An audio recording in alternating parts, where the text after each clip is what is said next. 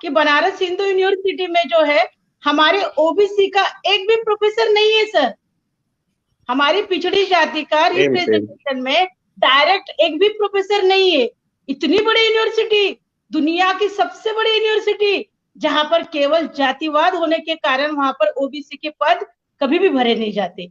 बनारस हिंदू विश्वविद्यालय में जितनी भी वैकेंसी आती है तो सारी की सारी वैकेंसी केवल ब्राह्मणों के लिए भरी जाती है।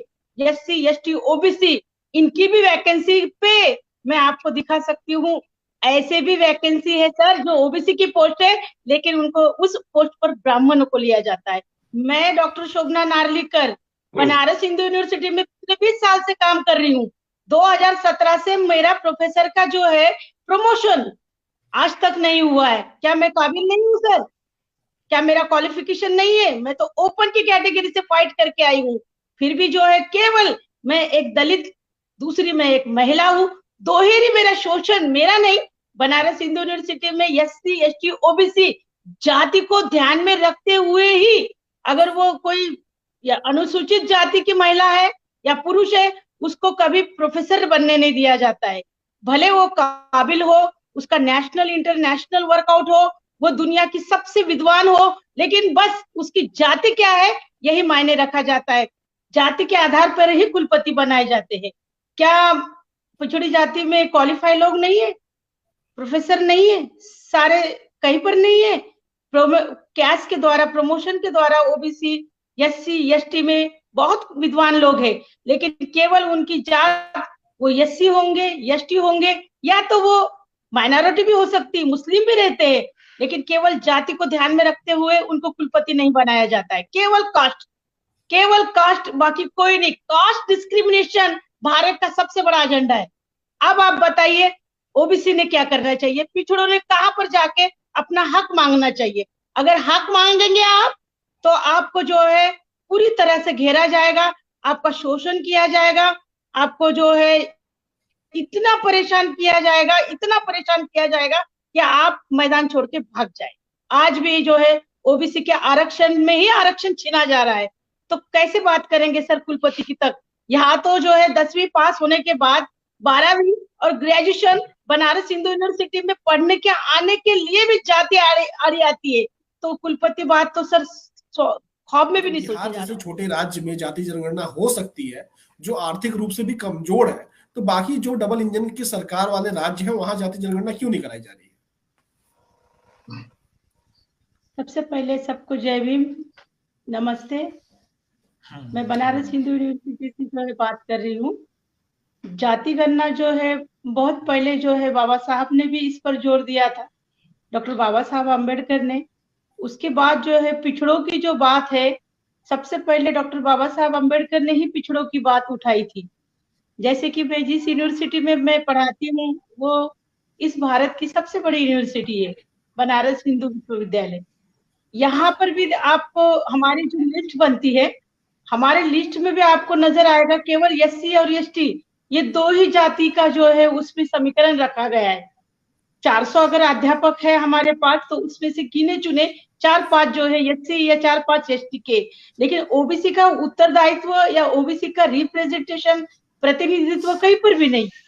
इसलिए बहुत जरूरी है कि जाति न्याय जनगणना होना। ओबीसी जो है वो कौन है? वो शूद्र है या ओबीसी हिंदू है, ओबीसी मुसलमान है? अरे है कौन? ओबीसी है कौन? तो ये कहीं ना कहीं जाके जो है धर्म की राजनीति के लिए जो है, जहां तक एक सवाल उठ रहा है जाति का और इलेक्शन का, तो पूरे भारत में हमारे फिर धर्म से ही पूरी राजनीति होती है। हिंदू धर्म का ही एक कार्ड खेलकर जो है इलेक्शन होता है। But who is the Hindu? अब यहाँ प्रश्न आ रहा है कि हम लोग तो अनुसूचित जनजाति में आते हैं, फिर ओबीसी कौन आते हैं? इसलिए कौन लोग है वो, कितने लोग हैं हमारे लोगों का, हमारी पिछड़ी जाति का? आज हर जगह एक छोटा उदाहरण देना चाहूंगी मैं आज कि बनारस हिंदू यूनिवर्सिटी में जो है हमारे ओबीसी का एक भी प्रोफेसर नहीं है सर। हमारी पिछड़ी जाति का सेम सेम। रिप्रेजेंटेशन में डायरेक्ट एक भी प्रोफेसर नहीं है। इतनी बड़ी यूनिवर्सिटी, दुनिया की सबसे बड़ी यूनिवर्सिटी, जहां पर केवल जातिवाद होने के कारण वहां पर ओबीसी के पद कभी भी भरे नहीं जाते। तो लोगों को, पूरी भारत को पता चलना चाहिए कि ओबीसी का कितना उत्तरदायित्व बाकी है, कितना आरक्षण है और कितने पद आज तक भरे गए हैं। ओबीसी के जो है जनगणना होना बहुत जरूरी है, और बिहार जैसे छोटे क्यों ना हो, राज्य ने ये सबसे पहले पहल की है। मुझे लगता है ये बहुत अच्छी बात है, सराहनीय है, इसे अप्रिशिएट करना चाहिए। नीतीश कुमार जी ने जो है ये अब ये दो तरफा आप बात कर सकते हैं कि वो इलेक्शन कार्ड खेल रहे हैं या ओबीसी के हित के लिए काम कर रहे हैं। कुछ क्यों ना हो, लेकिन ओबीसी का आंकड़ा सामने आना बहुत जरूरी है, क्योंकि जो भी राजनीतिक पार्टी जीत के आती है उसको पूरा समर्थन सबसे ज्यादा ओबीसी का मिलता है। बिल्कुल मैम। और एक मैम, एक चीज और मैं जानना चाहूंगा कि अगर वहां पर बात करें बीएचयू के अंदर, तो बीएचयू के अंदर आखिर आप लोग इतने सालों से वहां पे काम कर रहे हैं, तो क्या जाति दबाव इतना ज्यादा है कि जानबूझकर रोक ली जाती है भर्तियां जो पिछड़े समाज के लोग हैं और दलित समाज के लोग हैं, कि या सरकार इस तरीके से दावा करती है कि जो लोग वो सबको मौका दिया जाता है और जो लोग काबिल होते हैं वो अपने आप आगे आ जाते हैं? नहीं नहीं, बनारस हिंदू यूनिवर्सिटी में काबिल होने के बाद भी उसे आगे आने नहीं दिया जाता है। मैं डॉक्टर शोभना नार्लिकर बनारस हिंदू यूनिवर्सिटी में पिछले 20 साल से काम कर रही हूँ। 2017 से मेरा प्रोफेसर का जो है प्रमोशन आज तक नहीं हुआ है। क्या मैं काबिल नहीं हूँ सर? क्या मेरा क्वालिफिकेशन नहीं है? मैं तो ओपन की कैटेगरी से फाइट करके आई हूँ।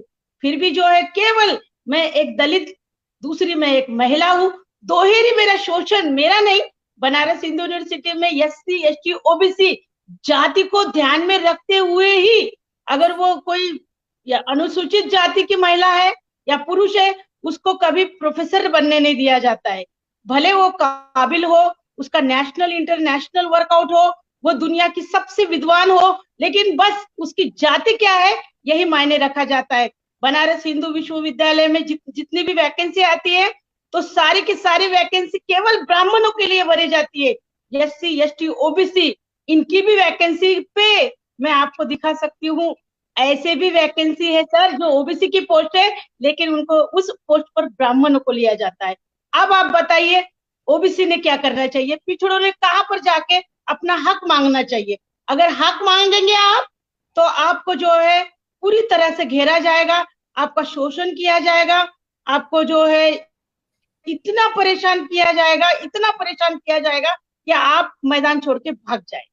अच्छा मैम, एक चीज और मैं जानना चाहूंगा कि जो कुलपति होते हैं सरकार और जो गवर्नर की तरफ से डाटा दिया जाता है और जो कहा जाता है, जो कभी कभी बयान आता है कि जो लोग योग्य होते हैं हमेशा कुलपति उन्हें बनाया जाता है, जाति के आधार पर कुलपति नहीं बनाया जाता, इसमें कितनी सच्चाई है?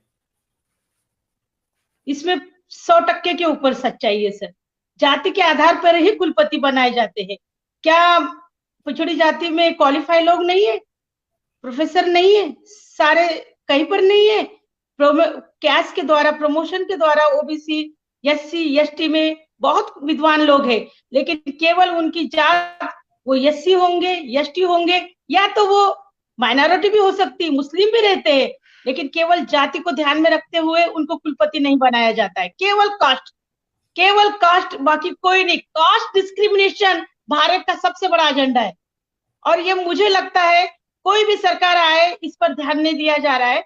बीजेपी की सरकार में सबका साथ सबका विकास बहुत बड़ी बात कही थी, इसलिए मुझे लगता पिछड़ों ने बीजेपी को वोट किया था। मैं महाराष्ट्र से हूँ सर, पूरे महाराष्ट्र में जो है पिछड़ों ने, पूरी पिछड़ी जाति ने ओबीसी को वोटिंग की। हुआ क्या? ओबीसी का हालत क्या है आप महाराष्ट्र में देख लीजिए।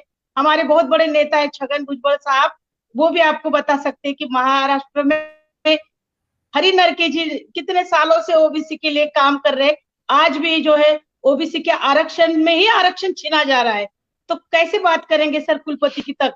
यहाँ तो जो है 10वीं पास होने के बाद 12वीं और ग्रेजुएशन बनारस हिंदू यूनिवर्सिटी में पढ़ने के आने के लिए भी जाति आड़ी आती है, तो कुलपति बात तो सर ख्वाब में भी नहीं सोची जा